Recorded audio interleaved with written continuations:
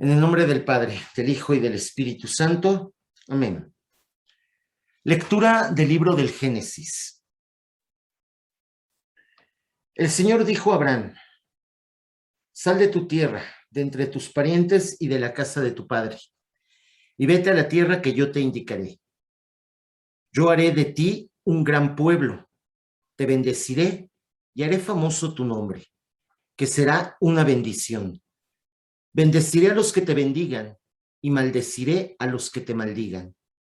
Por ti serán benditas todas las naciones de la tierra.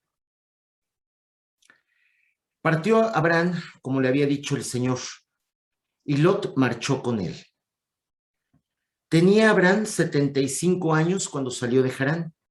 Tomó consigo a su mujer Sarai y a su sobrino Lot, con todas sus posesiones y los esclavos que tenía en Harán, y se pusieron en camino hacia la tierra de Canaán. Cuando llegaron, Abraham atravesó el país hasta el lugar santo de Siquén, hasta el encinar de Moré. Los cananeos vivían entonces en el país. El Señor se apareció a Abraham y le dijo: a tu descendencia le daré esta tierra. Y Abraham levantó allí un altar al Señor que se le había aparecido. De allí siguió hacia las montañas al este de Betel y plantó su tienda, teniendo Betel al oeste y Ai al este. Allí levantó un altar al Señor e invocó su nombre.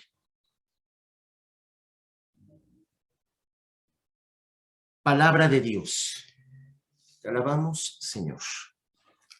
Pues bien, queridas hermanitas, con este relato acerca de la vocación de Abraham, o Abraham en este caso, ya después el Señor le cambiará el nombre a Abraham. Con este relato, pues comenzamos esta siguiente parte en donde vamos a ver ahora los orígenes del pueblo de Israel. Hemos visto en la clase anterior los orígenes del universo y de la humanidad, e incluso cómo entra el mal en la humanidad. Ahora daremos un paso más y vamos a introducirnos, en cierta forma, a este panorama de la formación del pueblo de Israel. Y por eso les voy a compartir ahora la pantalla para que podamos ir siguiendo la diapositiva. Las diapositivas, perdón.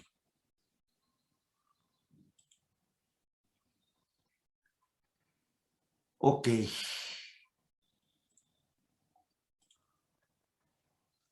Ahí va. Entonces entramos a la cuarta clase. Estamos dentro de las grandes etapas de la historia de la salvación en el tiempo de Israel y entramos a la formación del pueblo de Israel. ¿Qué vamos a ver en esta clase concretamente? En esta clase vamos a analizar dos grandes momentos de la historia de la salvación. Los patriarcas, que van aproximadamente del año 1800 al 1500 antes de Cristo, y la esclavitud, liberación y éxodo, que apunta hacia el año 1200 antes de Cristo. En cuanto a los patriarcas concretamente, pues vamos a hablar sobre todo de la personalidad del primero de los patriarcas, que es Abraham, y daremos algunos esbozos acerca de Isaac, Jacob, que después se llamará Israel, y las tribus de Israel, pasando o haciendo énfasis quizás en uno de los hijos de Jacob, que es José, el famoso José el soñador. Y posteriormente entraremos al tema de la esclavitud, liberación y éxodo, en donde también daremos rápidamente una pasada hacia el tema de la esclavitud en Egipto, hablaremos de la liberación y la Pascua, un poquito de la alianza, o más bien no un poquito, nos detendremos un poco más en las cuestiones de la alianza, porque es la parte más importante y central de todo el Antiguo Testamento. y hablaremos, ahí sí, un esbozo acerca de la experiencia del pueblo de Israel en el desierto. Aquí quiero hacer una aclaración previa, sobre todo porque me sirve para la cuestión de la tarea que les dejé, la infografía, y que de hecho en esta clase también tendrán que hacer una infografía de este tema. En donde quiero recordarles, o más bien enfatizarles, que más que detenerme en los relatos bíblicos, porque de una u otra manera, como catequistas, conocemos los relatos, y si acaso, bueno, sí a retomar esos relatos, porque finalmente pues se trata de una clase de Biblia, vamos a decirlo así, pero más que quedarnos en los relatos, aquí yo quiero insistir, más que quedarnos en los relatos, en la anécdota, en la narración de los acontecimientos, esos acontecimientos quedarían vacíos, quedarían, vamos, como acontecimientos históricos, únicamente como un recuerdo, si no nos detenemos o si no profundizamos en el mensaje teológico y en lo que Dios quiere revelar de sí mismo a través de estos acontecimientos, porque ahí está la clave y ahí está el meollo. Por ejemplo, en las infografías, sobre todo en las primeras que me llegaron, eh, pues yo le comentaba a sus compañeras que me mandaron las infografías, pues me estaban haciendo otra vez el relato bíblico. Y bueno, el relato, insisto, es importante, es lo que está escrito concretamente en la Biblia.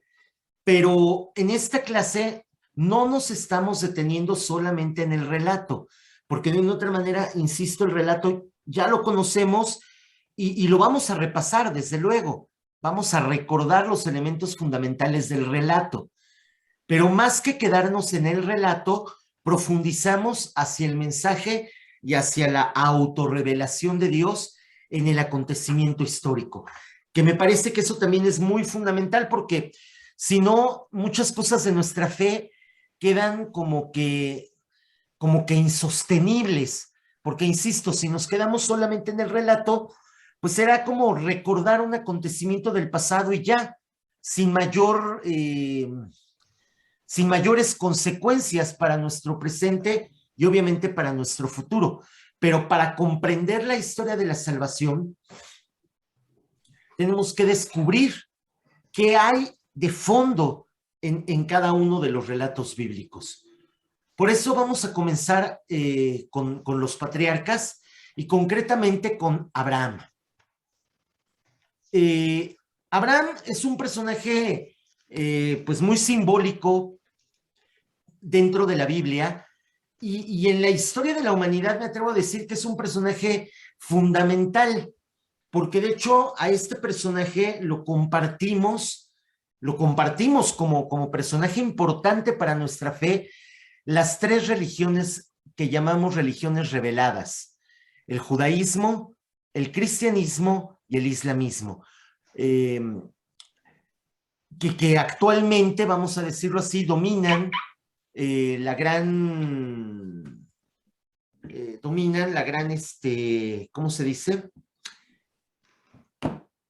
Pues dominan a la humanidad actualmente, ¿no? En el mundo, pues estas tres religiones son las religiones que más adeptos tienen y que además están diseminadas en todo el mundo, en todo el mundo. Entonces, de una u otra manera, unen en lazos de hermandad, de fraternidad a la humanidad entera. En este caso concreto de Abraham. En Abraham vamos a detenernos en esta relación que hay de cómo Dios se manifiesta en la historia de la humanidad. Como un Dios que llama al hombre y el hombre que responde justamente a través del componente y del elemento fe. Esta relación es muy importante porque en pocas palabras es la relación que ilustra lo que es en sí misma toda la historia de la salvación. Entonces, por eso es fundamental que nos detengamos en la personalidad de Abraham y cómo se empieza a generar esta relación histórica y revelativa. Dios que se revela en la historia de la humanidad, primero a través de un llamado que le hace al ser humano. Dios se hace presente en la vida del ser humano en sus propios acontecimientos históricos. Y esto evidentemente requiere que el ser humano le responda a Dios a través de sus propias acciones, que serán tenidas como acciones de fe. Es decir, la fe misma que se pone en acción dando una respuesta al Dios que se ha revelado. Y así es la dinámica en la vida de Abraham, en la vida de los patriarcas, en la vida de los grandes líderes, empezando desde Moisés, siguiendo por los principales reyes, los profetas y hasta Cristo mismo, vamos a decirlo así, mantiene esta dinámica relacional en la historia de la salvación. De Abraham, ¿qué podemos destacar? Vamos propiamente a los acontecimientos. Su vocación, que de hecho es lo que leí ahorita en el texto de oración, es decir, cómo Dios se encuentra con Abraham y lo saca, por así decirlo, de su comodidad, de su estatus, de su cotidianidad. Le sale al encuentro y le pide que salga de su tierra y vaya a una tierra que él ha prometido. Por lo tanto, en esta misma vocación encontramos una promesa que se compone de dos grandes elementos. La descendencia, que la vamos a ver realizada en la historia de los patriarcas, capítulos del 12 al 50 del libro del Génesis, y el otro componente de la promesa es la tierra. Dios da la tierra, Dios da el lugar en donde cada uno de nosotros se va a desenvolver, va a realizar, por así decirlo, el designio amoroso de Dios. Para que esta promesa, vamos a decirlo así, tenga lugar en la vida del ser humano, se establece un pacto que vamos a encontrar concretamente en el capítulo 15, versículos del 1 al 21 del libro del Génesis, un pacto en donde Dios hace una serie de promesas a Abraham y por lo tanto a través de Abraham a la humanidad, y en donde Abraham y con Abraham la humanidad se compromete a dar una respuesta a ese pacto, a esas promesas. En este caso concreto, pues Dios, al realizar el pacto con Abraham, Dios promete justamente esos dos elementos, descendencia y tierra. Y el hombre se compromete a una fidelidad. Tratará de ser fiel a Dios. Por lo tanto, aquí encontramos en la historia de Abraham un elemento fundamental. La fe no es sino la obediencia a Dios. Esto lo vemos con mayor claridad en el capítulo 22 del libro de Génesis, versículos del 1 al 18. ¿Y a qué nos referimos con obediencia? El catecismo de la Iglesia Católica es muy claro cuando habla de la fe de Abraham, porque muchas veces pensamos en Abraham como este ancianito bien lindo, que tras escuchar la voz de Dios, su mensaje, inmediatamente se pone en camino y se establece en donde Dios le indica. Sí, ciertamente vemos a un Abraham muy confiado en las promesas de Dios, confía plenamente en él. Pero hay un aspecto fundamental, la obediencia. ¿Qué es la obediencia? Y repito, el Catecismo de la Iglesia Católica nos dice que la palabra obediencia viene de dos vocablos, audiencia, que quiere decir bajo la escucha. El que es obediente primero escucha, escuchando comprende y comprendiendo actúa.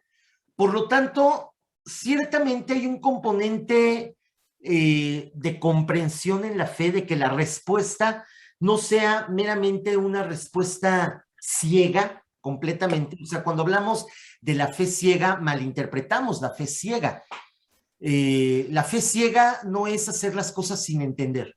Por algo Dios nos da inteligencia, voluntad y libertad.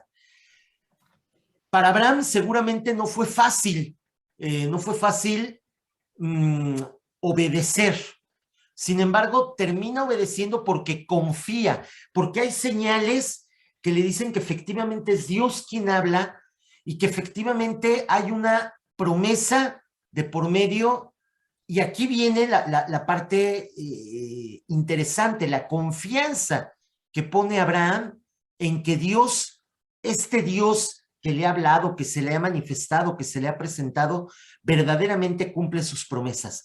Comprendiendo esto, Abraham se pone en camino. Entonces, aquí tenemos estos aspectos que me parece que son fundamentales en la historia de Abraham.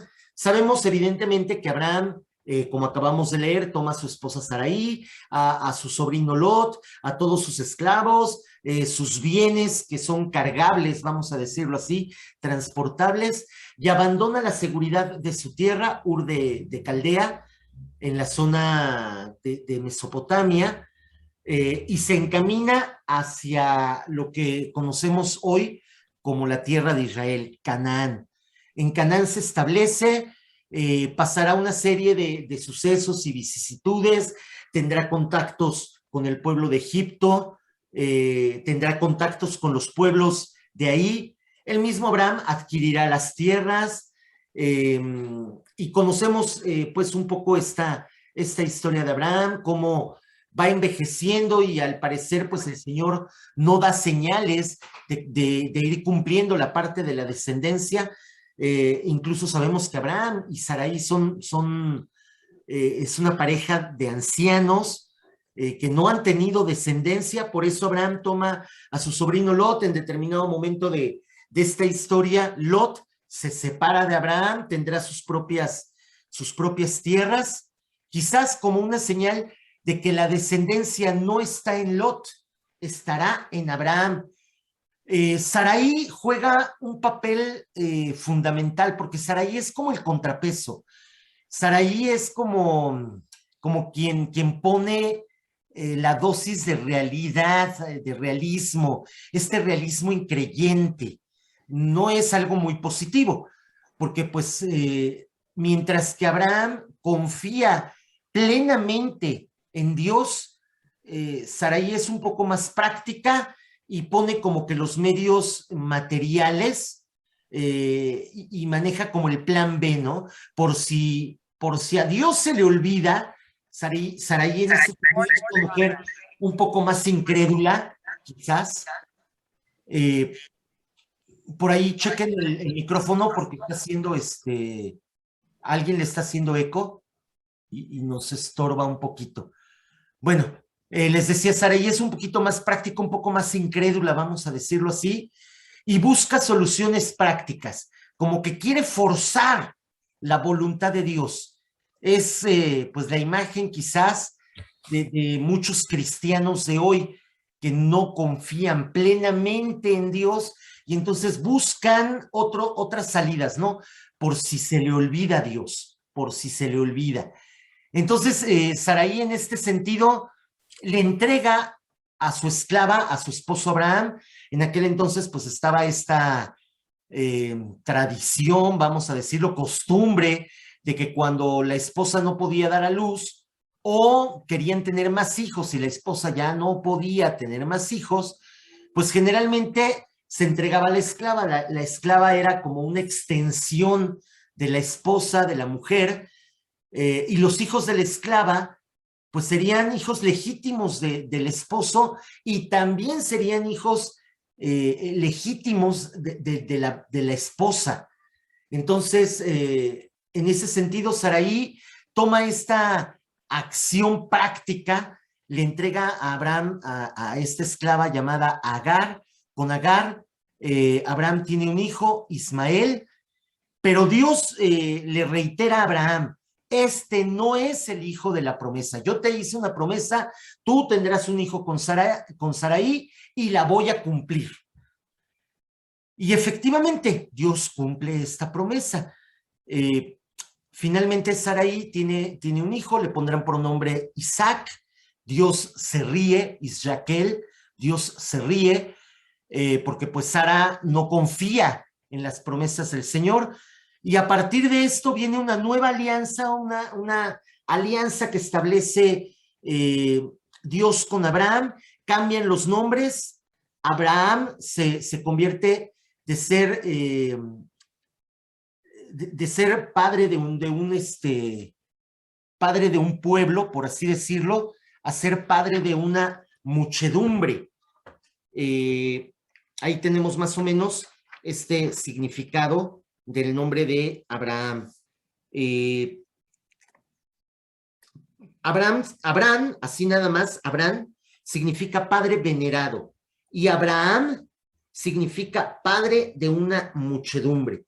Efectivamente, al cambiarle el nombre, Dios le constituye en su misión de ser el padre de la fe de toda su descendencia. Así pues, Dios cumple su promesa de descendencia porque de una u otra manera ya ha cumplido la promesa de la tierra. Abraham ya está instalado en la tierra. De hecho, en el pasaje que leímos en la oración, vemos cómo efectivamente Abraham se pone en camino, llega a Canaán y toma posesión de la tierra que estaba habitada por los cananeos, por cierto, pero Dios le entrega la tierra y ya Abraham pues hará lo suyo, lo que le corresponde para efectivamente tomar posesión de esa tierra. Siguiendo con el personaje de Abraham, lo reconocemos evidentemente en ser el padre de la fe. El padre de la fe, primeramente porque muestra verdaderamente una plena confianza en esa relación que tiene con Dios. Para Abraham, Dios es un ser real, es un ser muy personal, evidentemente, pero no es un sueño, no es una imaginación. Abraham aprende a leer en los signos de los tiempos, en lo que le está aconteciendo día a día, aprende a leer la voluntad de Dios. Y no solamente aprende a leerla, sino que también aprende a seguirla, a vivirla. En determinados momentos del camino de Abraham habrá tropezones, porque finalmente el ser humano no es perfecto.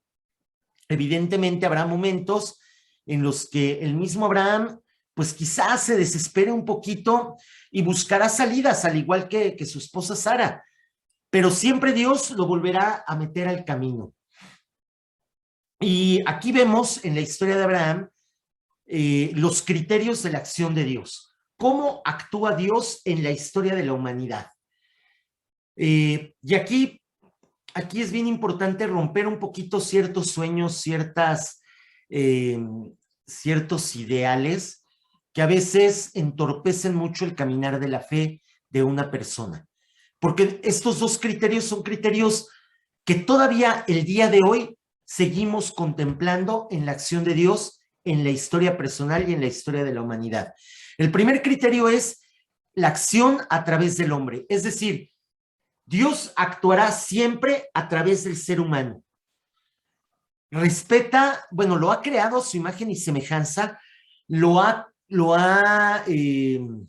hecho su co-creador, partícipe de su ser y partícipe de su creación, y por lo tanto, Dios hará del hombre también su propio instrumento de salvación. Por lo tanto, a veces pensamos que solamente vamos a encontrar a Dios en lo milagroso, en lo magnificente, y que Dios va a actuar de manera muy patente a través de signos maravillosos. Cuando en la realidad Dios siempre va a actuar a través del hombre. De ahí, pues que para comunicarse con su pueblo, bueno, para empezar a formar su pueblo, hace uso de Abraham y hace un uso además amoroso, providente. Será a través de Abraham que el ser humano conocerá, vamos a decirlo así, conocerá a Dios. Y así veremos cómo Abraham, de una u otra manera, transmite esta fe a sus hijos, y sus hijos serán transmitiendo la fe a sus siguientes generaciones, y así lo vamos a ir viendo. Nuevamente en el Éxodo, Dios volverá a hacer uso y volverá a actuar a través de otro hombre, en este caso Moisés, y junto con Moisés actuará a través de su hermano Aarón, de su hermana Miriam, actuará a través de Josué, de los jueces, de los reyes, de los profetas, hasta llegar a la plenitud de los tiempos, donde Dios actuará a través de su propio Hijo, que será el Dios encarnado y con total humanidad, verdadero Dios, pero también verdadero hombre, para continuar actuando a través de los apóstoles y más adelante de los obispos, y a través de los obispos de sus colaboradores, los sacerdotes. Entonces, sí, a veces estamos esperando acciones milagrosas y acciones maravillosas, cuando en realidad lo que tenemos que ver es a través de quién Dios está actuando en mi propia vida, y qué tanto estoy yo dejando actuar a Dios en mi vida, y qué tanto yo soy instrumento de Dios para la salvación de los demás. Entonces, el primer criterio es fundamental. Dios actúa a través del hombre. Y evidentemente el segundo criterio, que Dios impone duras pruebas de fe. ¿Por qué duras pruebas de fe? Porque pensamos que seguir a Dios es estar bien con Él. Esta concepción de una religiosidad arcaica, de una religiosidad vieja, en donde pareciera que hay que tener a Dios contento para que no nos vaya mal. Esa es la actitud, digamos, de los pueblos antiguos, y por algo Dios nunca se ha manejado, vamos a decirlo de esta manera, a través de esta dinámica del miedo, de esta dinámica del manténme contento para que no te vaya bien. Y entonces pensamos que mi relación con Dios tiene que ser estar bien con Dios para que me vaya bien en mi vida. De hecho, algunas veces pues hemos preguntado a las personas, ¿por qué te bautizas? ¿O por qué bautizas a tus hijos? ¿O por qué la primera comunión? O incluso, ¿por qué vas a misa, no? Y casi siempre la respuesta, y ustedes pruébenlo haciendo esta pregunta a su alrededor, a gente de su alrededor, y casi siempre la respuesta va a ser, para estar bien con Dios. Bueno, ¿y para qué quieres estar bien con Dios? Para que me vaya bien. Y cuando no te va bien, pues viene el enojo, viene la frustración, y muchas veces viene la apostasía. Es decir, reniego de mi fe, reniego de Dios, me enojo con Él, y a veces lucho contra Él, y lo niego, termino negándolo, termino sacándolo de mi vida. Las duras pruebas de fe son justamente, por así decirlo, el modo en cómo Dios nos va purificando, porque ciertamente vivir la voluntad de Dios no es cosa fácil. Quiero insistir en este detalle, ¿no? No fue fácil para Abraham, siendo un hombre anciano, teniendo la vida asegurada, tenía bienes, tenía posesiones, tenía tierras, y de repente Dios se le aparece y le dice a Abraham, deja todo eso y ven y ve a la tierra que yo te indicaré. Mm, y, y pues sí, ciertamente es una reflexión que a veces nos tenemos que hacer. ¿Qué tan capaz sería yo de renunciar a mis comodidades, a mis seguridades, para vivir el plan de Dios? Los grandes pretextos, vamos a decirlo así, de las catequistas generalmente, pues va en ese sentido, ¿no? Déjame en paz, estoy cómoda. Mientras yo siga dando mi clase de catecismo el día indicado y a la hora indicada, pues no necesito más. Y si me pides que me comprometa, como que me sacas de ese estado de comodidad y ya no puedo. Y muchas catequistas terminan yéndose por eso, ¿no? Porque las hemos sacado de su comodidad, y lo peor de todo es que pues empiezan a renegar y empiezan a hablar mal, no solamente de nosotros, sino de Dios. ¿Por qué? Porque no somos capaces de dejarnos purificar. Las pruebas de fe no son acciones traviesas de Dios. No es de que Dios se divierta con nosotros, aunque pareciera que sí, ¿verdad? A veces vale la pena reírse de uno mismo y decir esta frase famosa, ¿no? Si tú quieres que Dios se ría de ti, cuéntale tus planes, porque lo más probable es que los desbarate y termines haciendo exactamente lo que Dios quiere que tú hagas y no otra cosa. Estas pruebas de fe, quiero insistir, no son sino purificación de nuestras intenciones, purificación de nuestras motivaciones y sobre todo purificación de nuestra capacidad de amar. Por eso Dios somete a prueba nuestra fe.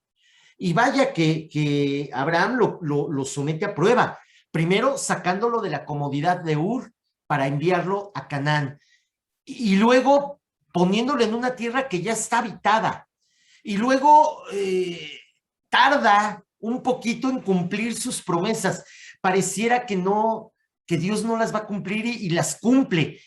Y luego vemos además esta otra prueba que es la que más conocemos en la vida de Abraham, cuando una vez que ya tiene Isaac ha crecido, de repente Dios le pide algo que parece imposible: dame la vida de tu hijo. Debió haber sido un momento muy fuerte y de crisis para Abraham. Y sin embargo, volvemos a ver al padre de la fe en acción, al hombre que confía en las promesas de Dios. Tú me has prometido una gran descendencia. Hoy me pides al hijo de la descendencia, al hijo de la promesa. Bien, te lo voy a entregar porque confío en que tú cumplirás tus promesas. Y Abraham así supera la prueba de fe. La prueba de fe, vamos, el estar bien con Dios no consiste solamente en tener solo bendiciones y solamente cosas maravillosas. Job, el santo Job. El santo Job también es una muestra, es una señal del hombre que confía en Dios, ¿no? Dios me lo dio, Dios me lo quitó, bendito y alabado sea el Señor. Y en cierta manera la actitud de Abraham es una actitud un poquito similar a la del santo Job. Si Dios me lo ha prometido, Dios lo va a cumplir. ¿Qué importa que me pida ahora a mi hijo? Sí me duele, por supuesto. Quiero preguntar también, ¿no? ¿Qué tan capaces seríamos nosotros de sacrificar a nuestros propios seres queridos? Sin embargo, Abraham estuvo dispuesto, Dios lo rescata de cumplir esa dura prueba, porque finalmente Abraham supera la prueba purificando su amor a Dios, entregando lo más valioso para él, que es su seguridad y que es su hijo. Y vemos además cómo Dios más adelante nos va a entregar lo más valioso de él. La mayor prueba de amor es que Dios nos entrega a su propio hijo para nuestra salvación. Y ahí hay una durísima prueba para la humanidad, que Dios nos ha salvado con la sangre de su propio hijo. Y a veces esto es difícil de comprender, y a veces si lo comprendemos, de aceptarlo y de vivirlo. Y obviamente, este ser fiel a Dios se traduce en lo que conocemos como el premio de la fe.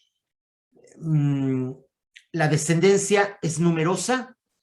Isaac tendrá 2 hijos, Esaú y Jacob. Y Jacob tendrá 12 hijos, más las hijas de las cuales solamente menciona concretamente el nombre de una, Dina, pero sí menciona las hijas, hijos e hijas. Y de ahí vendrá una gran descendencia, que será el pueblo de Israel.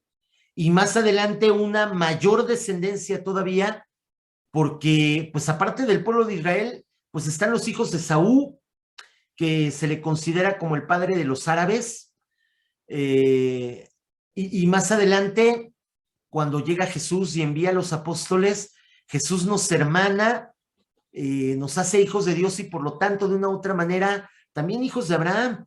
Entonces la descendencia es verdaderamente numerosa. ¿Por qué es importante la descendencia? No solamente en perpetuar la memoria de una persona, sino perpetuar la memoria de Dios. Y ojo con la palabra que estoy utilizando, perpetuar la memoria,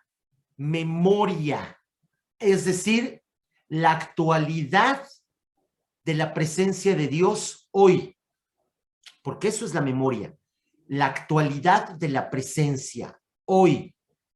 Entonces, la descendencia se vuelve fundamental porque con la descendencia no perpetúo solamente la memoria de un personaje concreto, sino que perpetúo la memoria de Dios presente en la vida de la humanidad. De ahí la necesidad de una descendencia numerosa. Y el segundo aspecto del premio de la fe, la bendición a todos los pueblos. Todo el que bendiga tu nombre será bendito por mí. Lo leímos en el texto de oración. A través de Abraham, Dios bendice a la humanidad. ¿Por qué? Porque Dios se manifiesta a Abraham y Abraham lo transmitirá a las demás generaciones. Dios acepta el plan de Dios, lo pone en marcha y gracias a esa fidelidad al plan de Dios es que tú y yo hoy sabemos de Dios y creemos en Dios. Porque de otra manera, quizás Dios hubiera tenido que tomar otros derroteros para lograr y llevar a cabo su plan salvífico.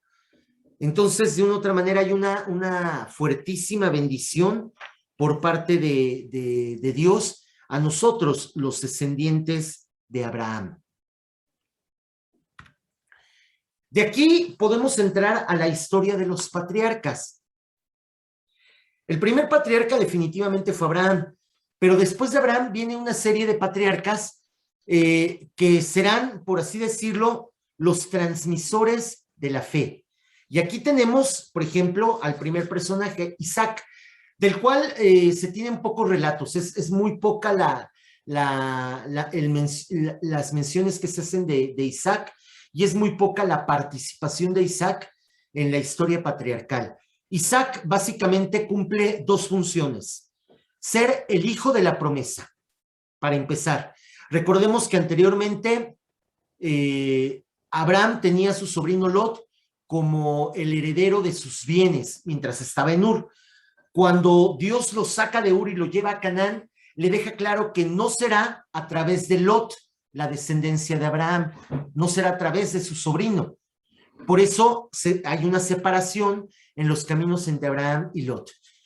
Tampoco será el hijo de la esclava, en este caso Ismael. No será el hijo de la esclava. ¿Quién será entonces? El hijo legítimo. Ese será el hijo de la promesa.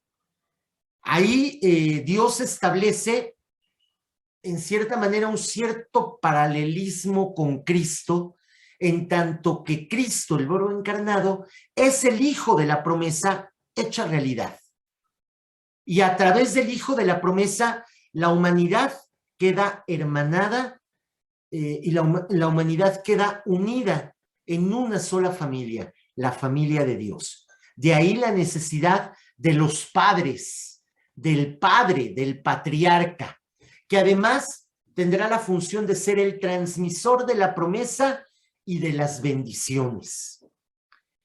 De hecho, de las intervenciones que vemos de Isaac en la historia de la salvación, está justamente el transmitir la promesa y bendecir al primogénito.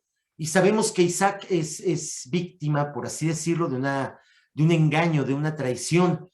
Y sin embargo, aún a través de la traición, y aquí viene la acción de Dios, cómo Dios no actúa solamente a través de los santos, sino que va transformando los corazones del ser humano.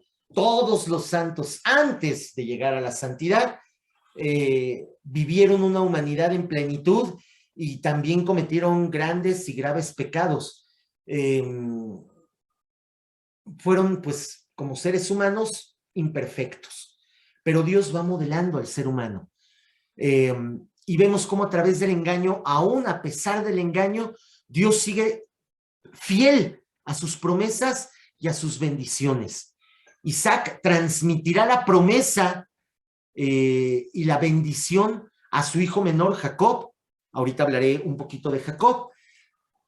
Pero cuando se da cuenta del engaño, busca la manera, ya no puede transmitir la promesa y la bendición del primogénito como tal, pero sí hace partícipe al hijo suplantado, en este caso Esaú, lo hace partícipe de esa promesa y de esas bendiciones. Es decir, no lo deja solo, no lo deja aislado. Jacob, en cambio, uno de los dos hijos de Isaac, lo conoceremos como el suplantador. Híjole, la acción de Dios en la humanidad y a través de los hombres es misteriosa. Y a veces queremos y pedimos de los representantes de Dios o de los líderes de la fe, queremos perfección absoluta. Y creo que desde el principio de la historia de la salvación, Dios deja muy claro que para actuar no elige precisamente lo mejor de lo mejor.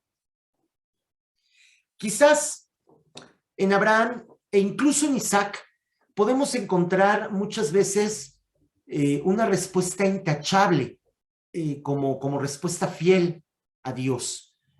Sin embargo, ya en el caso de Jacob, ya vemos que esa respuesta no es totalmente fiel, y aunque no sea totalmente fiel, Dios sigue actuando.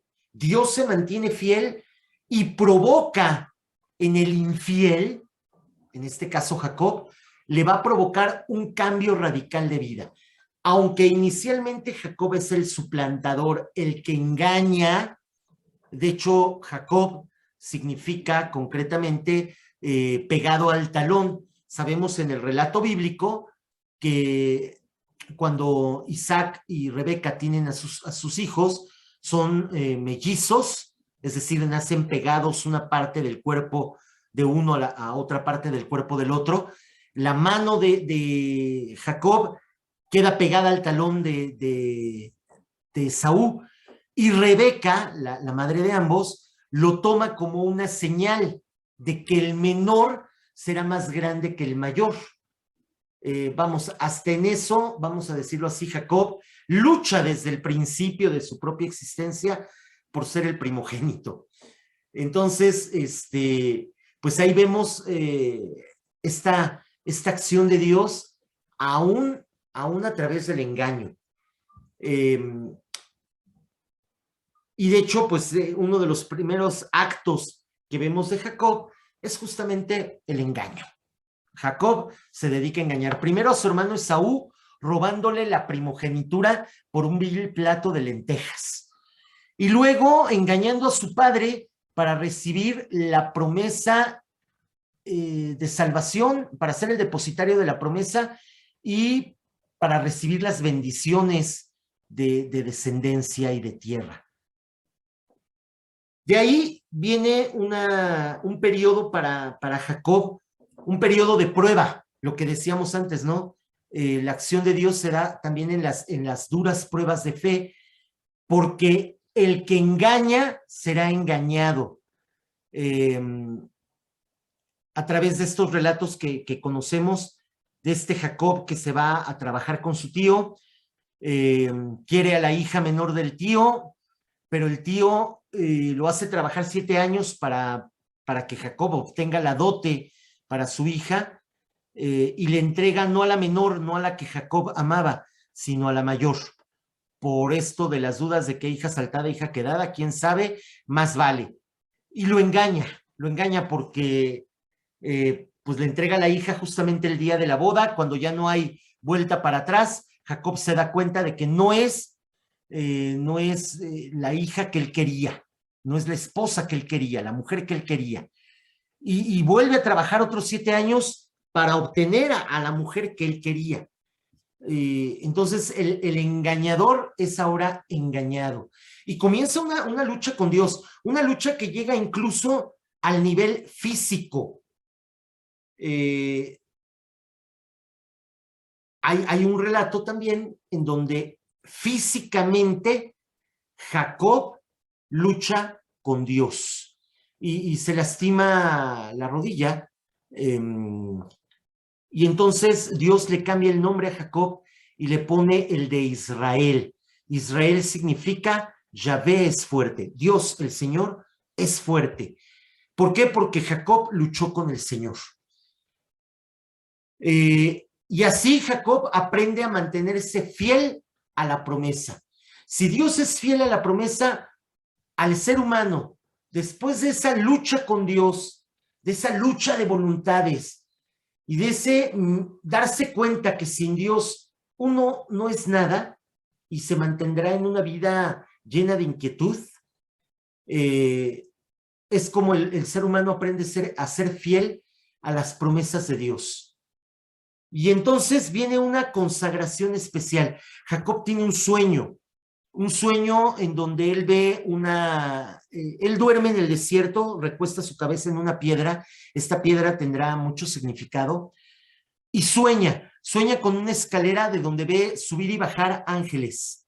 Es una escalera que conecta, por así decirlo, el cielo con la tierra y la tierra con el cielo, lo humano con lo divino y lo divino con lo humano, en donde Jacob interpreta que hay una consagración no solamente de su propia persona a Dios, sino de todas las realidades del mundo quedan consagradas a Dios, porque de una otra manera Dios ha creado todo para sí mismo, al hombre para sí mismo, y de una otra manera el ser humano, al ser creado a imagen y semejanza de Dios, queda separado de lo cotidiano, queda separado para Dios.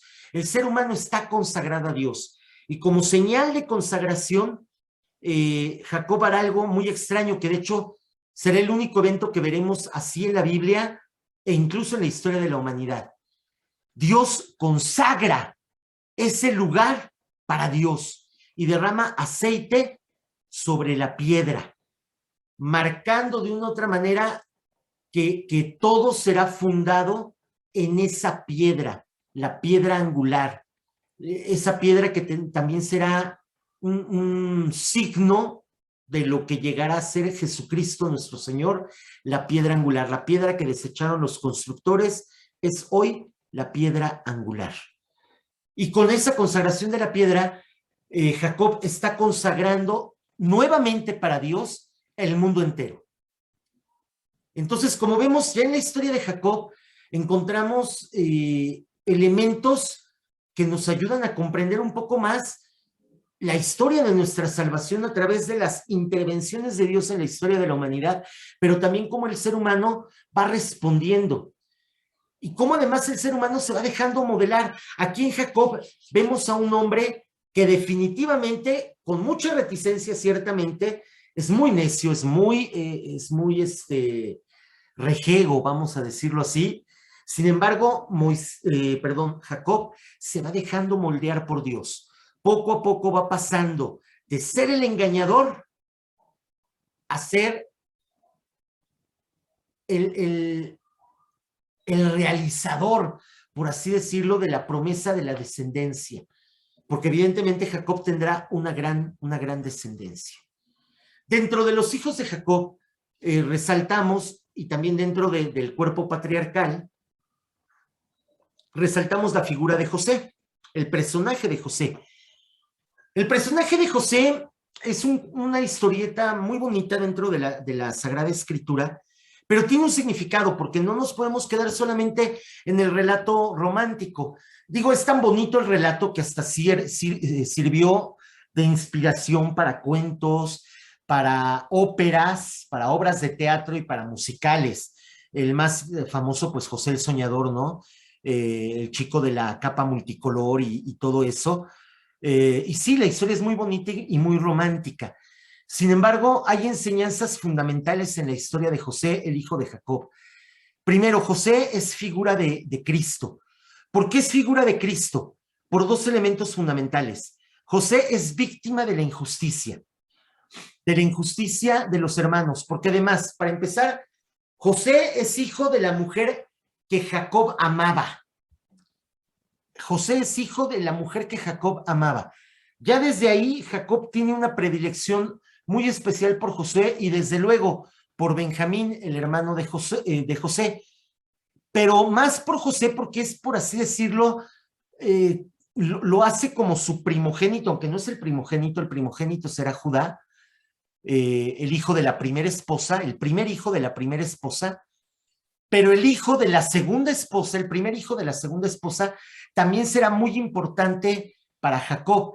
Quizás por eso es que Jacob marca una diferencia en su afecto y en su cariño hacia José y hacia Benjamín más adelante con respecto a los demás hermanos.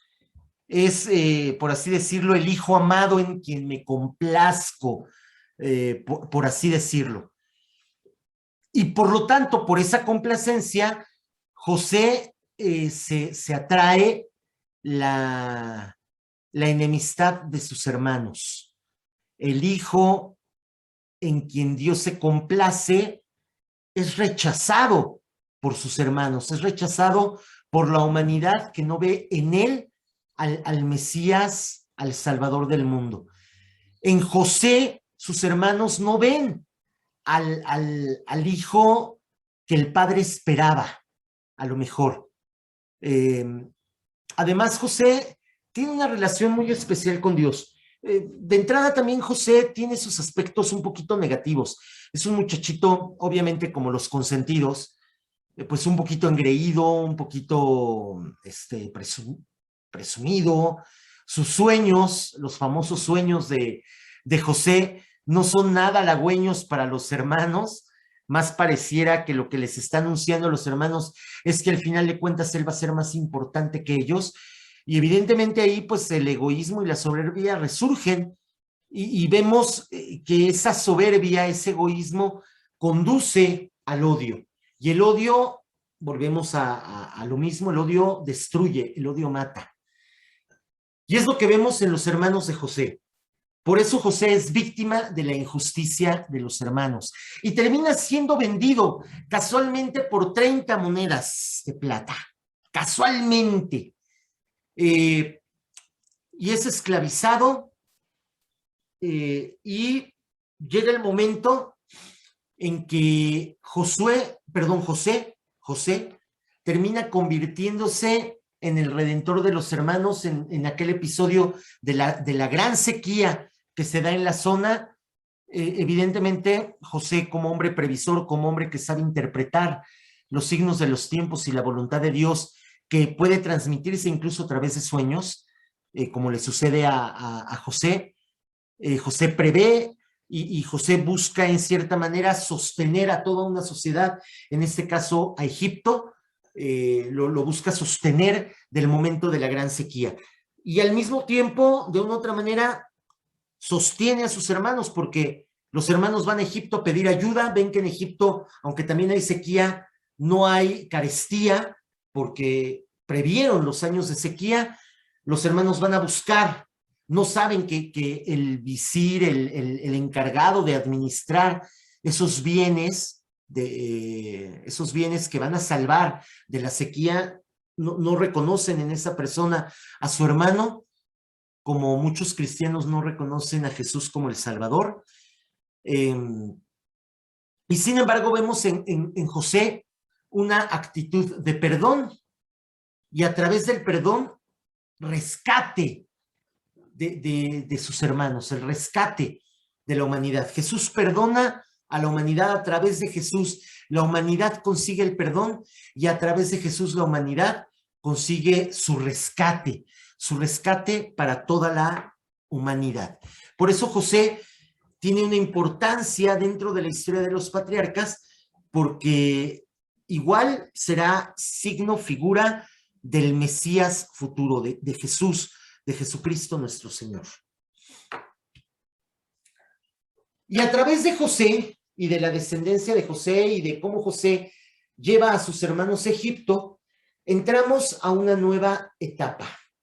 Pero antes de pasar a esta nueva etapa, perdón, me voy a regresar a la diapositiva anterior, quiero abrir un momento sesión a preguntas y respuestas. de esta primera etapa, porque aquí ya se dieron muchísimos datos y sí me gustaría conocer cuáles son sus comentarios y si no los he hecho demasiado bolas con todos estos relatos.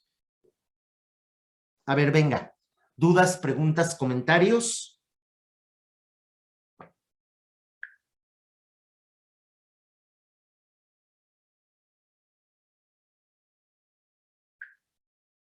¿No hay?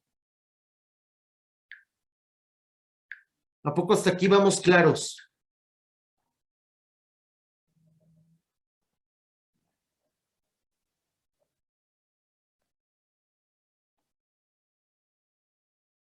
Bueno. A ver, María Luisa. Bueno, yo quisiera preguntar acerca de la parte donde se menciona la lucha con Dios de Jacob. ¿Cómo? Que en la parte donde dice de la lucha con Dios de Jacob, ¿eso en qué pasaje lo puedo encontrar? Eso, concretamente, la lucha de Jacob con Dios, lo vamos a encontrar concretamente. Permíteme un segundo.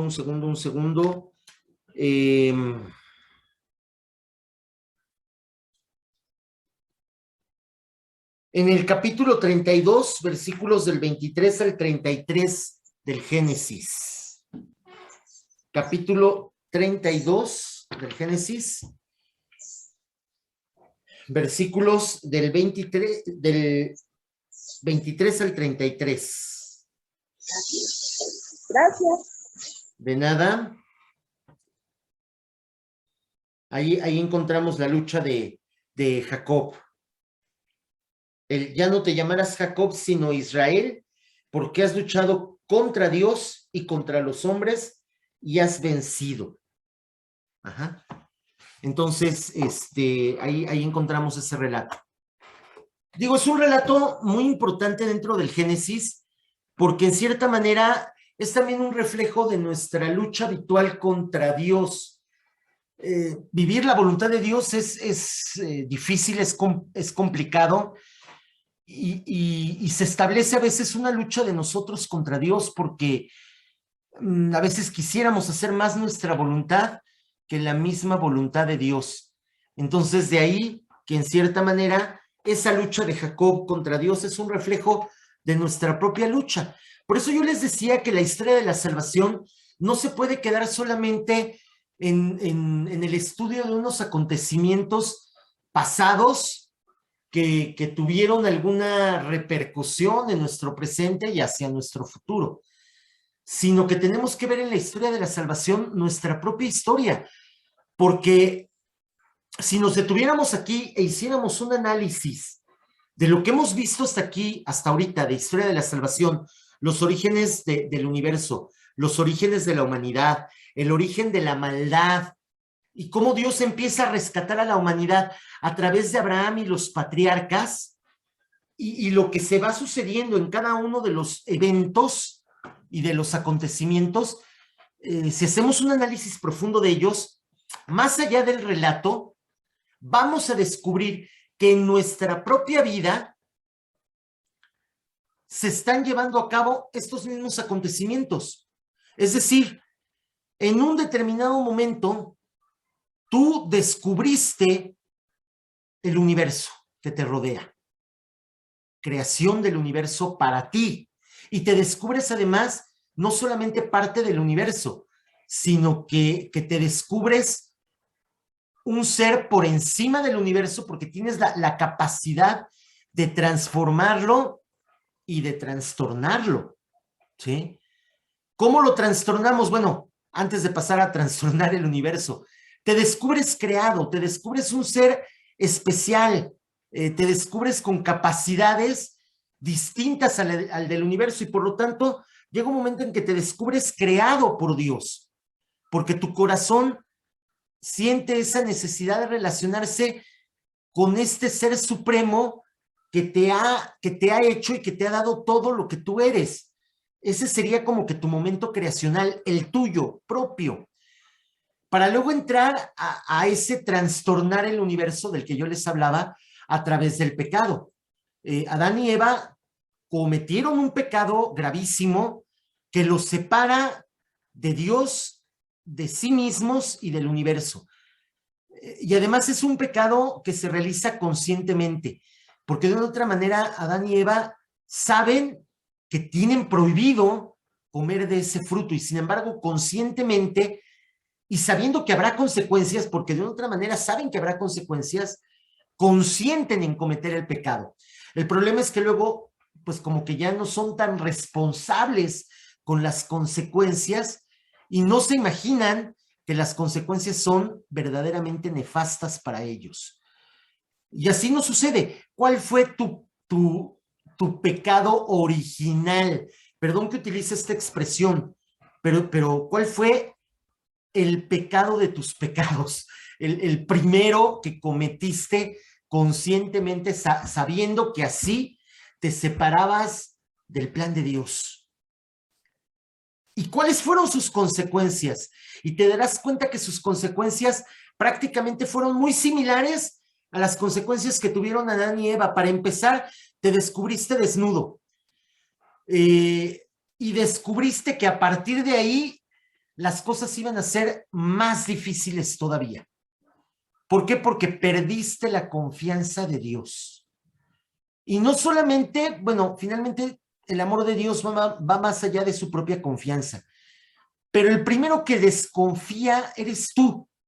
Tú mismo te descubres desconfiando de ti mismo en cuanto a tu relación con Dios, y eso en cierta manera te lleva a desconfiar un poquito de Dios, ¿no? Porque dices, bueno, si ya me separé de Dios, mi gran pregunta, y es la gran pregunta que muchos nos hacemos al descubrir nuestro pecado, a pesar de mi pecado, ¿Dios me sigue amando?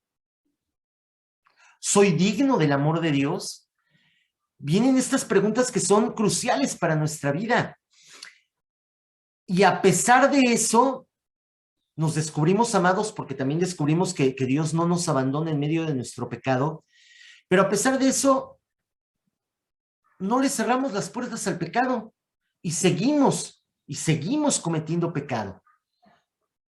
Parte de la historia misma de la salvación, hasta que Dios vuelve a hacerse presente en mi vida y me llama nuevamente y me saca de mi confort, me saca de mis seguridades y me invita a emprender un camino a una tierra prometida.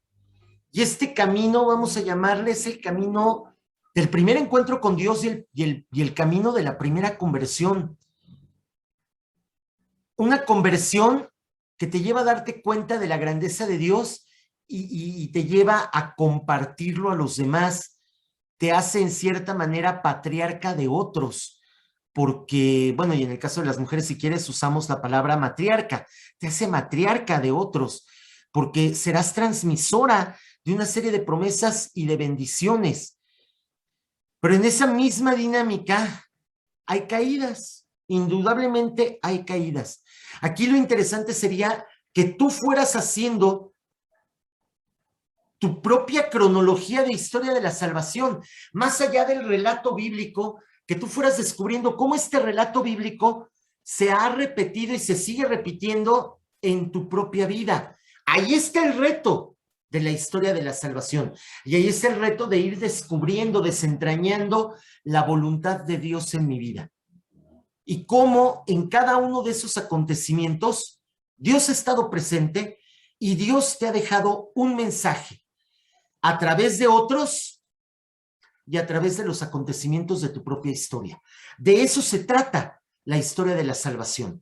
Por eso yo les decía, no nos detengamos solamente en el relato, porque de una otra manera hemos dado catequesis durante mucho tiempo, conocemos los relatos, seguramente los hemos leído o por lo menos los hemos escuchado, y hay relatos que nos han gustado y los hemos hecho nuestros. Y muchas veces nos quedamos en la parte romántica del relato y decimos, ay, sí, ahí Dios qué bonito actuó y cómo Dios nos muestra su amor, sí, pero hay que ir más allá del relato. ¿Para qué? Para que puedas descubrir la intervención de Dios en tu propia vida. Ahí está el reto de la historia de la salvación, en que no sea solamente un cúmulo de acontecimientos del pasado, de un pueblo que está muy lejano a nosotros, sino que descubras en esos acontecimientos tu propia vida, tu propia historia de salvación.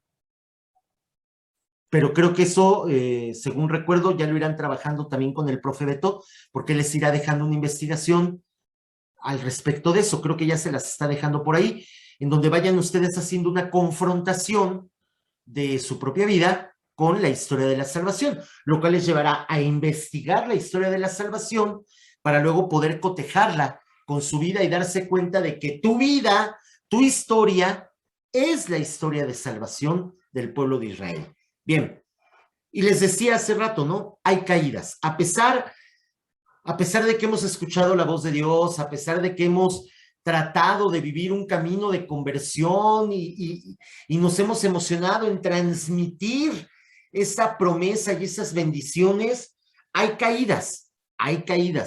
Y algunas caídas son verdaderamente duras y amargas. Y también el pueblo de Israel sufrió esa caída dura y amarga en el terrible acontecimiento de la esclavitud. El pecado nos conduce a la esclavitud. Salir de la tierra que Dios me ha prometido y de con mi esfuerzo mantenerme en esa tierra y buscar otras tierras, buscar que otros solucionen mis problemas, me puede llevar a una separación de Dios. Yo no asumo las consecuencias de mis actos. Las consecuencias de tus actos, tu pecado te lleva a una gran sequía. ¿Qué es lo que le pasa a los hijos de Jacob? Su pecado, esas injusticias que cometieron contra su propia sangre, producirá en ellos sequía. Y no solamente una sequía espiritual o una sequía afectiva, sino además producirá una sequía natural, física. ¿Qué es lo que a veces nos pasa igual con nuestro pecado? ¿Y qué es lo que hacen los hijos de Israel?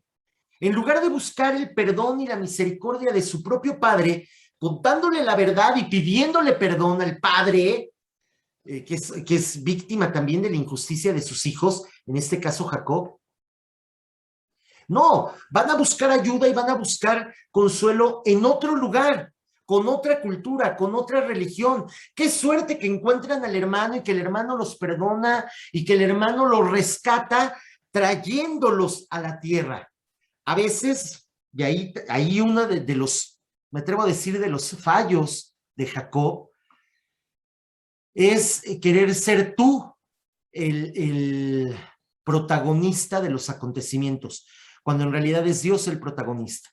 Pero a veces nosotros nos apropiamos de la obra de Dios y conducimos a nuestros hermanos a encontrar respuestas, o más bien encontrar otras respuestas distintas a la respuesta de Dios.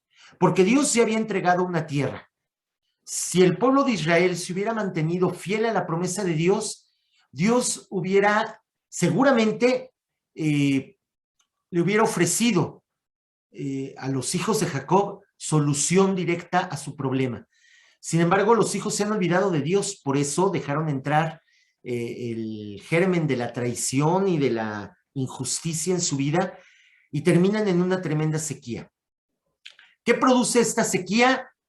Pues que busques respuestas en otro lugar. ¿Y qué produce buscar las respuestas en otro lugar? Terminar esclavizado. Algunos hermanos cristianos que se han separado de la fe católica y que han ido a buscar soluciones en otras fes cristianas, como por ejemplo Testigos de Jehová, mormones u otras sectas, o peor todavía, ¿no? Gente que incluso ha buscado respuestas en otras ideologías y en otras religiones extrañas al cristianismo, terminan esclavizados de esa nueva ideología, porque terminan tan apantallados que piensan que ahí está la solución y no se dan cuenta que la solución que se les está ofreciendo, que sí les está dando solución práctica a un problema concreto, les está cobrando un precio muy alto, su propia libertad. Y ahí es donde entra la esclavitud. Porque cuando algunos hermanos han regresado a la fe y se les ha preguntado, ¿cómo te fue? Generalmente su relato, su testimonio es doloroso, porque terminan viviendo una religión de fuerza, en donde te fuerzan, en donde te están vigilando, en donde te están coartando tu libertad, en donde te están obligando a hacer cosas que aparentemente te van a liberar, pero es que Dios no obliga, no obliga a nadie. Dios no obligó a Abraham, Dios no obligó a Isaac, ni a Jacob, ni a José, ni al pueblo de Israel lo obligó a irse a Egipto. Simple y sencillamente Dios respeta nuestra libertad, y en nuestra libertad, en el mal uso de nuestra libertad, podemos encontrar esclavitud. Y una esclavitud que nos puede, híjole, trastornar la vida totalmente. Por eso, en esta esclavitud, cuando llegamos al fondo de esta esclavitud, clamamos a Dios: Señor, sálvanos. No podemos seguir así. Nos damos cuenta que nosotros mismos hemos generado nuestra propia esclavitud. Y por eso viene el momento en el que Dios se encuentra con Moisés, y cuando Dios se encuentra con Moisés, una de las primeras cosas que le dice a Moisés es: he escuchado el clamor de mi pueblo, he visto su sufrimiento y por eso deseo liberarlos. Dios nuevamente sale al encuentro, y en este caso al encuentro de Moisés, y a través de Moisés al encuentro con el pueblo. Dios sale al encuentro para rescatar. Híjole, qué aspecto maravilloso, ¿no? Cómo a pesar de nuestro pecado y de que nuestro pecado nos conduce a la esclavitud, pues Dios aprovecha la esclavitud para probar nuestra fe y para purificarla. Y por eso Dios no evita que el pueblo pase por la esclavitud. A veces viene también la gran pregunta, la gran cuestionante existencial del ser humano. Si Dios no es el autor del mal, ¿por qué lo permite? Pues lo permite por primer lugar porque somos libres, porque nos hizo libres y porque respeta nuestra libertad. Y porque a través quizás de ese mal, Dios va a obtener un bien mucho mayor. ¿Cuál es ese bien mucho mayor? Que nos demos cuenta de su presencia, nos convirtamos y volvamos a Él, que es finalmente lo que Dios quiere. Entonces, esta esclavitud lleva a darse cuenta al pueblo de Israel que necesita de Dios, que no puede vivir apartado de Dios. Dios escucha ese clamor y sale nuevamente al encuentro, sale nuevamente al rescate a través de Moisés. El pasaje de la vocación de Moisés es hermosísimo y rico en simbolismos, porque, bueno, encontramos a un Moisés que está en el desierto, que también ha huido y no se encuentra a sí mismo, tiene miedo, es un hombre que se ha separado no solamente de su religión, sino también de su cultura. Y entonces aquí encontramos un componente hermosísimo en el relato de la vocación de Moisés. De hecho, si mal no recuerdo, les pedí que leyeran el relato de la vocación de Moisés en el libro del Éxodo, capítulo 3. Efectivamente, si mal no recuerdo. Y si no, bueno, pues sería una buena tarea que pudiéramos, que pudiéramos leer un poquito más adelante. Primero, Dios llama, y llama por nuestro nombre: Moisés, Moisés. Y nuestra respuesta debe de ser una respuesta de docilidad. Aquí estoy. Y Dios exige algo más: date cuenta que estás en lugar sagrado. El mundo, el universo que ha sido creado por Dios, es el lugar sagrado en donde Dios se va encontrando con nosotros. Por eso nos pide descalzarnos, quitarnos las sandalias, porque la tierra que pisamos es tierra sagrada. Es un recordatorio de que poseemos la tierra, pero que ese poseer la tierra significa también cuidarla y sostenerla y ser parte de ella, reconocerse parte de la naturaleza. Dios se presenta a sí mismo: yo soy el Dios de tu padre, el Dios de Abraham, el Dios de Isaac, el Dios de Jacob. Y aquí viene un nuevo concepto de Dios, un Dios que sigue siendo personal porque habla y entra en relación concreta con un ser humano, un Dios personal, pero también un Dios que recuerda al Dios de nuestros padres, al Dios familiar, el Dios que le ha dado a mi familia lo que mi familia tiene. Posteriormente veremos al Dios del pueblo, pero hasta aquí nos quedamos con el Dios de la familia, el Dios de mis antepasados, y al Dios que ha visto la aflicción de su pueblo y ha oído el clamor, y por eso decide bajar para liberarlo del poder del malvado. Y por eso viene este momento de encuentro de Dios con Moisés y de Moisés con Dios, cuando Dios revela su nombre divino en el versículo 9 del capítulo 3 del Éxodo. El clamor de los israelitas ha llegado hasta mí, he visto también la opresión a que los egipcios los someten. Ve pues, yo te envío al faraón para que saques de Egipto a mi pueblo los israelitas. Moisés dijo al Señor: ¿quién soy yo para ir al faraón y sacar de Egipto a los israelitas? Dios le respondió: yo estaré contigo y esta será la señal de que yo te he enviado. Cuando hayas sacado al pueblo de Egipto, le daréis culto en este monte. Moisés replicó: bien, yo me presentaré a los israelitas y les diré: el Dios de sus antepasados me envía a ustedes. Pero ellos me preguntarán cuál es su nombre. ¿Qué les responderé? Dios contestó a Moisés: yo soy el que soy, Yahvé. Explícaselo así a los israelitas: yo soy, me envía a ustedes. El nombre es nuestra identidad. Y cuando nosotros usamos el nombre, es porque podemos poseer aquello. Por eso para nosotros saber el nombre de los demás y el nombre de las cosas es importante, porque a partir del nombre entramos en una relación de intimidad muy fuerte e incluso hasta de dominio entre nosotros, no un dominio de a ver quién puede más, no, un dominio, una posesión en el amor, es decir, me hago parte de ti y te hago parte de mí. Cuando Dios revela su nombre divino, y por eso puse nombre entre comillas, en realidad Dios no está diciéndole a Moisés, este es mi nombre tal cual. Dios se está más bien describiendo: yo soy el que soy. Es una cuestión que resolvemos a través de la filosofía, de analizar lo que es el ser. El ser es, punto. ¿Quién es Dios? El que es. Y al decir que Dios es el que es el único que tiene verdadero ser y verdadera existencia. Por lo tanto, a nosotros se nos ha participado ese ser y esa existencia.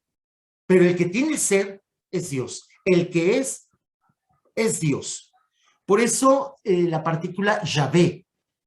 Yo soy, Yahvé, yo soy. Jesús de una u otra manera lo utilizará en algunos momentos de su predicación. Yo soy la verdad y la vida. Yo soy la vid y ustedes los sarmientos.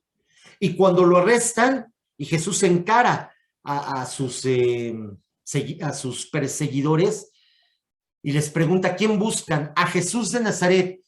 Y la respuesta de Jesús es un yo soy categórico, que hace y que provoca que sus perseguidores caigan y pongan la cara al suelo, porque los obliga a una adoración. la partícula Yahvé, el yo soy, es muy fuerte. Es afirmar que soy el que tiene la identidad y te doy a ti esa identidad de ser parte de mí, de ser mi familia, de ser mi pueblo, de ser mis hijos. Ahí está la revelación del nombre divino. Y tras el nombre divino vienen las plagas. Híjole, las plagas son tremendas, son durísimas y son un derroche, vamos a decirlo así, un derroche de poder por parte de Dios. Las plagas son, por así decirlo, la parte milagrosa de los relatos del Éxodo. Dios realiza cosas admirables en favor de quien le es fiel y en favor de quien le ama. No es un Dios tremendo que castiga a otros, no. Y no es un castigo, vamos a decirlo así. Es una muestra de poder, es un tratar de convencer al increyente de que Él es Dios, de que Él es auténtico y de que solamente en Él está la verdadera salvación. Por eso no debemos pensar que toda desgracia o enfermedad sea castigo de Dios. Pero sí es verdad que Dios se sirve y advierte por medio de signos. Estas plagas son signos del poder de Dios. Los milagros son signos del poder de Dios. La cuestión es, ¿te das cuenta del poder de Dios? ¿O te quedas solamente en el aspecto show, perdón que use la palabra, del showman, Dios como un showman, como un entretenedor, como un personaje de televisión, como un mago que hace maravillas en mi vista y me gozo de las maravillas, pero no me doy cuenta del poder que hay detrás. Las plagas son tanto para los egipcios como también para los hebreos, que se den cuenta que es Dios verdaderamente, el Dios de sus padres, quien los está rescatando. Y de ahí el gran acontecimiento de la Pascua, en el capítulo 12 del Éxodo. La Pascua, Dios pasa y nos libera. Y el acontecimiento de la Pascua también es muy hermoso porque se convertirá en un acontecimiento ritual que llega hasta nosotros incluso dentro de la Sagrada Escritura. ¿Por qué? Porque para manifestar que Dios cumple esa promesa de liberación, le pide al pueblo el sacrificio del cordero sin mancha. Ajá. El cordero sin mancha que a través de consumirlo te dará fuerza para el viaje de liberación.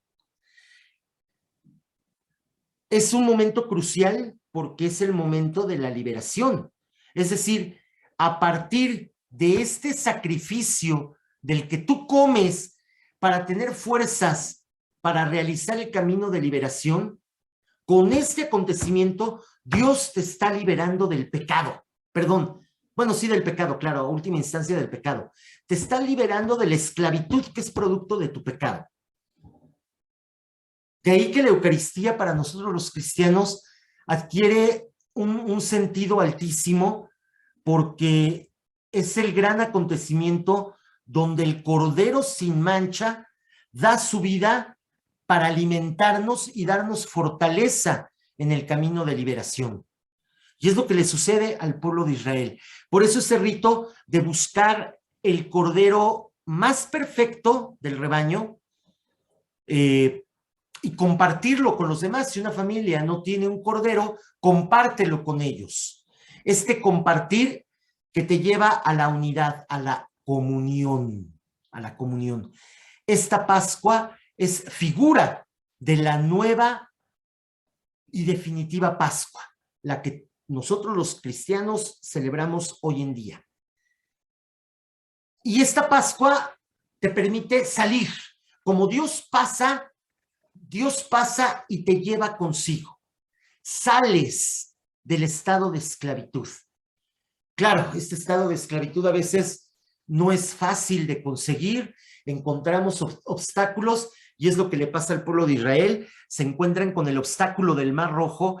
El Mar Rojo es el obstáculo de prueba, es la primera prueba de fe. Tienes un obstáculo, ¿eres capaz de sortearlo o te vas a dejar vencer y vas a regresar a la esclavitud anterior, viendo la enormidad del obstáculo? Claro, ahí Dios vuelve a manifestar su poder, abriendo las aguas del mar y permitiéndole al pueblo atravesar. Pero ¿cómo se logra esto? A través de la intervención de Dios por medio de un hombre, Moisés. Moisés que ora a Dios por la salvación del pueblo. El pueblo que junto con Moisés suplican a Dios que culmine el acto de liberación, que no los deje morir en manos del enemigo en un lugar tan triste y vergonzoso como sería el primer obstáculo. Que no perdamos en el primer obstáculo, que no nos dejemos vencer por el primer obstáculo. Y por eso Dios vuelve a hacer muestra de su poder, porque el pueblo se lo ha pedido, el pueblo se lo ha pedido, y Dios está actuando nuevamente a través de un hombre. Y ahí es donde tenemos las grandes señales del paso del Mar Rojo. El paso del Mar Rojo, además, es el corte definitivo con nuestro pasado. Porque, ¿qué sucede? El pueblo pasa, pero el perseguidor, el pecado que te está persiguiendo y que no va a dejar que te liberes de él tan fácilmente, queda ahogado. Queda ahogado por las aguas del bautismo. También el Mar Rojo es una figura del bautismo, el bautismo que te limpia, que te libera, que te separa de la esclavitud del pecado. Y es lo que sucede, pone una barrera infranqueable entre ti y tu pasado, entre ti y tu pecado. ¿Qué tanto vas a dejar? O más bien vas a continuar, te vas a atrever a continuar el camino de liberación, porque el panorama de la libertad es desolador, es un desierto. Híjole, ya pasé el mar, ya hubo un rompimiento entre mí y mi pecado, y ahora tengo el panorama de la libertad. Pero la libertad es un desierto porque ahora, como en la época de la esclavitud, ya no habrá quien me diga qué es lo que tengo que hacer. Ya no habrá quien me diga, ya no habrá quien sea dueño de mi vida y de mi muerte. Ahora yo soy responsable de mis propias decisiones. Y en señal de ello, Dios establece esta alianza sublime. Yo seré tu Dios, tú serás mi pueblo. Y por eso esta alianza se lleva a cabo primero en un monte sagrado, en este caso el Sinaí. ¿Por qué en un monte? Porque el monte es una elevación sobre la llanura. Es decir, para llegar a Dios me tengo que elevar de mi vida cotidiana. Tengo que salir un poquito de esa vida cotidiana y elevarme para tener ese encuentro con Dios. Es en ese monte porque una vez que me he elevado, Dios se encontrará conmigo y Dios me dará la clave para seguir con la vida que Él me propone, con su voluntad. Y esto queda expresado en el decálogo. El primer elemento de la alianza es el decálogo. El decálogo que tendría, por así decirlo, dos tipos de mensajes. Un mensaje doctrinal y un mensaje moral. El mensaje doctrinal es descubrir en los mandamientos, número 1, un Dios vivo y personal. Escucha, Israel, el Señor es nuestro Dios, el Señor es uno. ¿Sí? Nuestro Dios, y es uno. Es vivo y es personal. Se está dirigiendo a mí. Escucha, Israel. Dios es santo, porque Dios es perfecto. Es santo porque es perfecto. Es santo porque nos guía. Es santo porque nos dirige. Es santo porque está en medio de nosotros y no nos deja abandonados al azar. Está con nosotros y nos muestra el camino. Dios es remunerador, en cierto sentido sí, tú eres fiel a la promesa, vas a obtener las bendiciones de la promesa. Si tú eres fiel, pero es un acto de libertad, tú quieres ser fiel, adelante. Y al entrar, recibes también el premio a tu fidelidad. No quieres ser fiel, es tu decisión. No entres, pero ¿qué crees? Te vas a perder del premio de la fe. Y no porque yo ya no te lo quiera dar, sino porque como estás afuera, yo ya no te lo puedo dar. Por eso también hablamos de un Dios remunerador. Es decir, es justo y respeta tu libertad. Dios es uno y es único. No hay otro Dios fuera de mí. Amarás al Señor tu Dios con todas tus fuerzas, con todo tu corazón, con toda tu mente. Y grabarás estas palabras mías y las transmitirás a tus hijos. Y las pondrás incluso a la entrada de tu casa. De tal manera que no se te olvide que yo soy el único Dios. Y porque soy el único Dios, no pondrás mi nombre como juramento de tus acciones, como testigo de tus acciones, porque yo no soy tu testigo, tú eres mi testigo. Por eso el pueblo se convierte en un signo del amor de Dios. ¿Por qué? Porque el pueblo ha sido rescatado. Como ha sido rescatado, el pueblo es el que tiene que dar testimonio de Dios. ¿Y cómo va a dar testimonio de Dios? Saliendo a compartir el amor de Dios a los demás. Por eso el pueblo se convierte en signo, en testigo y en misionero del amor y de la voluntad de Dios. Y evidentemente, además de este contenido doctrinal, hay un contenido moral. ¿Cuál es ese contenido moral? La ley natural. Si analizamos el Decálogo, no nos está pidiendo nada que vaya en contra de la naturaleza humana y de la naturaleza del universo. Nada contradice ni a la naturaleza ni al universo. Nada. Por eso el Decálogo no es otra cosa más que la ley natural. La ley natural hecha palabra y la ley natural entregada al ser humano. Y por eso el Decálogo se convierte en una ley hacia Dios, es decir, va a pautar mi relación con Dios, amándolo por encima de todas las cosas, no utilizando su nombre en juramento de mis acciones y santificando sus fiestas, es decir, santificando su presencia en mi vida. Pero este mensaje también moral también alcanza al prójimo, porque los otros 7 mandamientos harán referencia a mi relación con los demás. No matarás, no mentirás, no robarás, no cometerás falso testimonio, no cometerás adulterio, respetarás y no envidiarás los bienes de los demás, etcétera. Vienen una serie de normas que controlan, por así decirlo, más que controlar, que pautan la relación entre nosotros. ¿Y cómo tiene que ser esa relación? Una relación de amor. Porque el que ama no miente, porque el que ama no mata, no asesina, porque el que ama no envidia, porque el que ama no se encierra en el egoísmo, porque el que ama no destruye su propio cuerpo, ni provoca en otros una vida de pecado, el que verdaderamente ama. Y por eso, para hacer realidad este amor y esta alianza, Dios pone a prueba a todo el pueblo de Israel y lo hace atravesar el desierto como un acto de purificación. ¿De qué nos vamos a purificar? De las costumbres que traíamos en la esclavitud.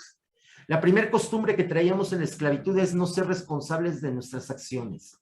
Y ahora ya soy responsable de mis acciones. Otra consecuencia es que hay otros que toman decisiones por mí. Ahora las tengo que tomar yo. Hay otra consecuencia. Ahora me tengo que ganar yo el pan que me sostendrá. Ya no a través de un trabajo forzado y obligado, sino un trabajo que nace de la libertad, de descubrir en el trabajo un gran valor que me va a ayudar a encontrarme con Dios y con mis hermanos. Todo eso hay que purificarlo. Tenemos que caer en la cuenta de que estamos con Dios no solo por lo que Dios me ofrece, sino además porque Dios significa mi felicidad. Es entonces cuando verdaderamente he purificado mi fe. Ya no estoy aquí para ver milagros, ya estoy aquí para ser partícipe del plan divino. No solo depositario, sino también partícipe, siendo verdaderamente co-creador con Dios y uniéndome en la intimidad con Él a través de la Sagrada Comunión. Desde luego el pueblo de Israel, la gran mayoría del pueblo de Israel no supera la prueba. No supera la prueba y comete este acto de infidelidad en Masá al dudar de Dios. Incluso el mismo Moisés duda de Dios. Y por eso Dios, aunque le reconoce su liderazgo y aunque le reconoce su bondad y su esfuerzo, también responde no con un castigo, porque dejemos de ver las acciones de Dios o el mal que nos sucede, dejémoslo ver como castigos. Más bien Dios responde a la libertad de Moisés. Tú decidiste dudar de mí, aunque has visto mis obras, aunque has sido el primer testigo de mi poder. Tú has dudado de mí. Tú mismo te has alejado de mí. Y por eso termina condenando al pueblo de Israel a 40 años en el desierto. 40. Recuerden que les decía que los números tienen un significado, le dan sentido a muchas cosas. Y el número 40 es el significado del tiempo más que suficiente. Así de simple. El tiempo más que suficiente. ¿Más que suficiente para qué? Para purificar. Para purificar a esa generación perversa, es decir, que no quede nadie de esa generación perversa que pudiera corromper a la nueva generación que ha nacido libre, que no añore las cebollas de Egipto, y por eso hay que purificar. Por eso quienes entran a la tierra prometida, excepto Josué, serán la nueva generación, la generación que ya nació en el desierto y que ya nació en la libertad. Y quizás para ellos es más fácil entender la libertad y dar el todo por esa libertad, por mantener esa libertad. Por eso dejo para la próxima clase el siguiente capítulo, la conquista de la tierra. Porque ¿a dónde me va a llevar la libertad?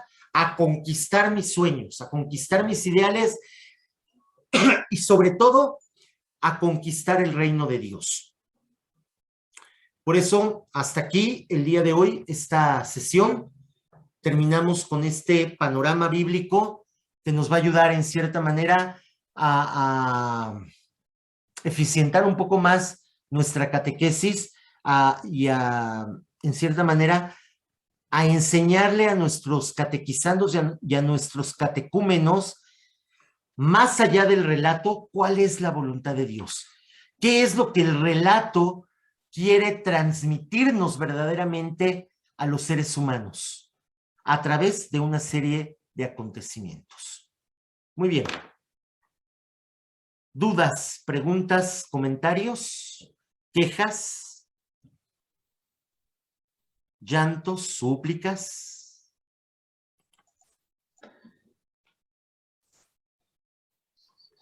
¿Alguien pregunta? Yo, Cintia. Cintia, venga. Ay, espera, esto, lo que mencionabas de la Pascua, ¿sería como una prefiguración de lo que va a pasar en el Nuevo Testamento? Ajá, sí, exactamente, porque si bien Moisés rescata al pueblo de Israel de la esclavitud física, de la esclavitud servil, vamos a decirlo así, Cristo nos va a rescatar de la esclavitud del pecado. El cordero inmaculado, ese cordero que tenía que buscar el pueblo para sacrificárselo al Señor, ese cordero ahora lo otorga Dios y será Cristo, que nos dirá San Pablo, el que no era pecado se hace pecado para ser sacrificado, ¿no? En cierta manera. Y posteriormente viene la cena. Esta cena que al comer tú de lo sacrificado obtienes fuerzas para el camino de liberación, que en cierta manera es lo que sucede en nuestra comunión, en nuestra Eucaristía. Cristo, que es el Cordero, es sacrificado y se nos ofrece a nosotros como alimento de salvación, como alimento de salvación. Ajá. Se nos ofrece a nosotros como alimento de salvación. Y ese alimento nos fortalece para el camino de liberación, para llegar, bueno, en nuestro caso ya no sería el camino de liberación porque ya fuimos liberados, sino el camino hacia la tierra prometida, hacia la casa del Padre. Ajá. No sé si respondo con esto tu duda, Cintia. Sí, gracias. Estoy en clase, un momentito, estoy en clase. Ajá. ¿Alguien más? Yo, Marta. Marta Nava, venga. Entonces, por eso no entra Moisés a la tierra prometida, porque era el último, se podría decir, que de los que se liberaron de la esclavitud. No, Moisés no entra a la tierra prometida no porque sea de los últimos de la generación, no. Moisés entra porque dudó. Digo, Moisés no entra, no entra porque dudó. Y además, Dios es más duro con él todavía, porque lo lleva al monte, a la entrada de la tierra prometida, lo lleva al monte y le enseña la tierra prometida, le enseña la tierra que manda leche y miel y le dice, Moisés, ya llegaste, trajiste al pueblo, pero ¿qué crees? Tú no vas a entrar porque tú dudaste. Y es más duro con Moisés porque Moisés ha visto el poder de Dios. Y a pesar de ver el poder de Dios y a pesar de ser el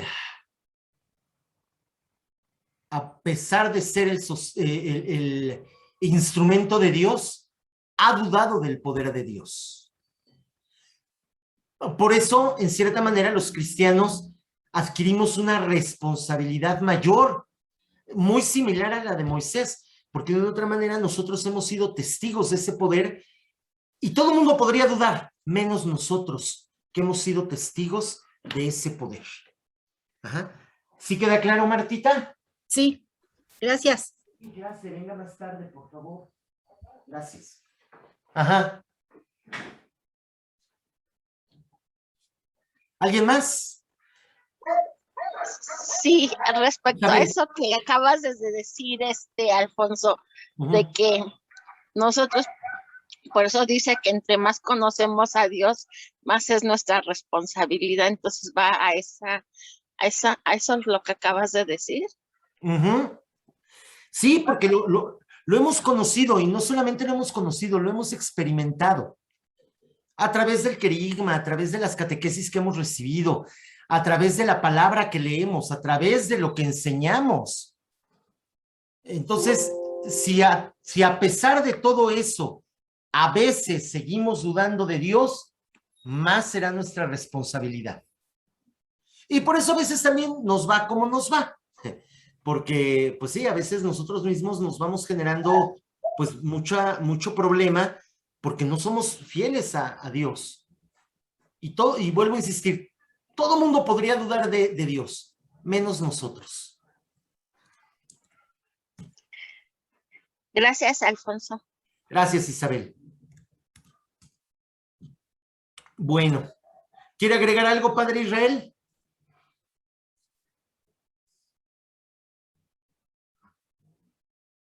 No. Bueno, ok. Nos vemos entonces la próxima clase. Quienes vayan a entrar al taller de catecumenado, no se les olvide, estoy en la tarde. Híjole, a ver cómo nos comunicamos con todo el mundo para mandar la liga, dado que parece ser que esto del WhatsApp va para largo porque todavía no se restablece. Lástima. Entonces, pero bueno. Por Instagram. Pues sí, pero vamos a ver si ahorita hacemos un grupo rápido de Instagram para quienes lo tengan. El punto va a ser cómo nos comunicamos. Pero bueno, ahorita reviso con esta Janet cómo le hacemos para pasar la voz y para pasar la liga a la videoconferencia. Pues bien, Igual que la clase pasada, hay que hacer una infografía de estos temas. De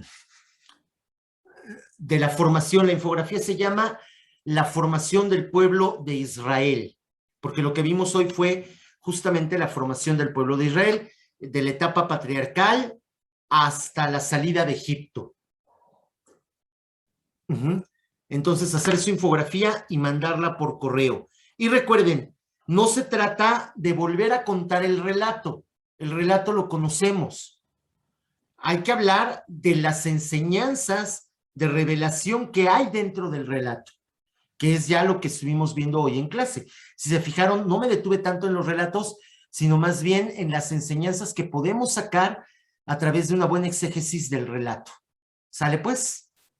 Entonces, Dios mediante, nos vemos la próxima clase. Muchas gracias a todas.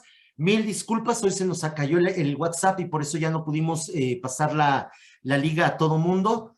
Y el próximo lunes nuevamente nos vemos a la misma hora, tempranito, porque la próxima semana será el taller de catequistas presacramentales. Entonces, son 2 semanas que se juntan estos 2 talleres.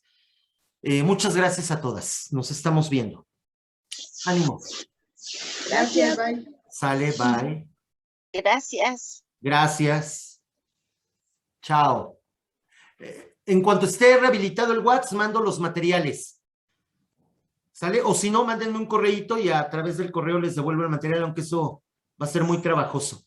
Pero bueno, trataremos de que les lleguen los materiales. O mándenme mensaje de WhatsApp y armo un grupito de Telegram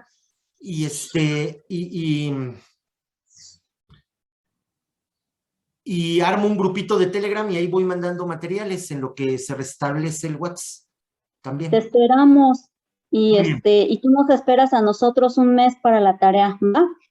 No deslata, Isabel. No. Sale, las tareas se entregan cada semana, ¿eh? No se me hagan patos. Ya dijiste que habías cambiado. Ya cambié. Además, mi clase va de semana a semana, ya no es diario. Antes era diario, ahí sí, quéjense, porque estas tareas que dejaba eran para diario. Ahorita es una semana, chicas. Una semana en la que además les va a ayudar a profundizar y a repasar lo que hemos visto en clase y a comprenderlo, porque para ponerlo en una imagen hay que comprenderlo, hay que entenderlo. Y por eso está abierto también el WhatsApp y, bueno, ahorita no está funcionando, ¿verdad? Pero también para eso está abierto, para que hagan preguntas, para que digan, oye, no entendí tal cosa. No importa la hora, no importa el momento, ustedes manden el mensaje. Ya lo contestaré, ya sea en palabritas o que les haga un audio. Si hay que hacer una explicación más extensa, hago un audio. Pero hagan sus preguntas y háganlas ahí en el chat, porque a lo mejor también sus compañeras pudieran tener la misma pregunta y una misma respuesta les sirve a todas ustedes. ¿Sale pues? Entonces, así vamos trabajándolo. No se ahoguen. Eso es importante. No se ahoguen. Hagan preguntas. Sale pues. Nos vemos. Ahora sí. Bye. Bye. Bye.